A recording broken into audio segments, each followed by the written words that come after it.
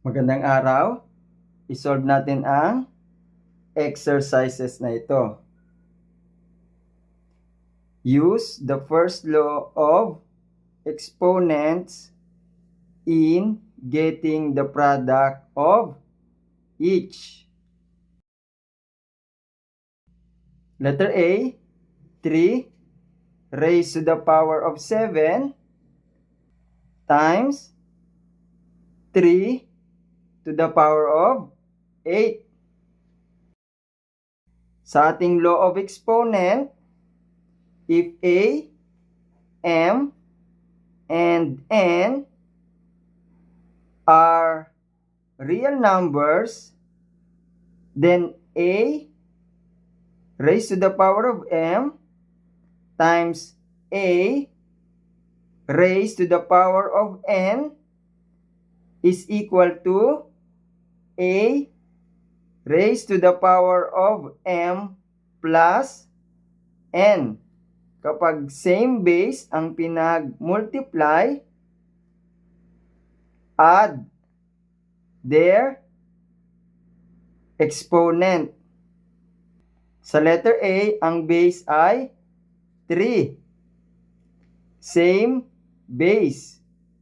Therefore, copy the base and add their exponent. Equal sa 3 raised to the power of 7 plus 8. Equal yan sa 3 raised to the power of 15. Copy the base. Add their exponents. Ang sagot ay x raised to the power of 15. Letter C, A plus B, quantity raised to the power of 5 times the quantity of A plus B. Copy the base. Add their exponent. Ang A plus B ay merong exponent na 1. Kaya ang sagot ay the quantity of A plus B raised to the power of 6.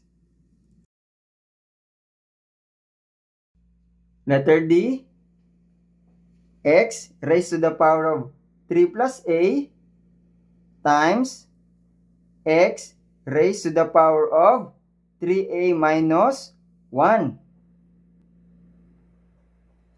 Copy the base. Add their exponent. Solve the exponent.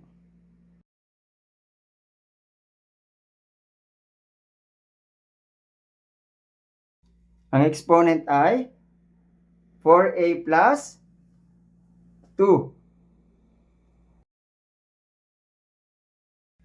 Ang final answer ay x raised to the power of 4A plus 2. Para sa iba pang mga topic, basahin ang description.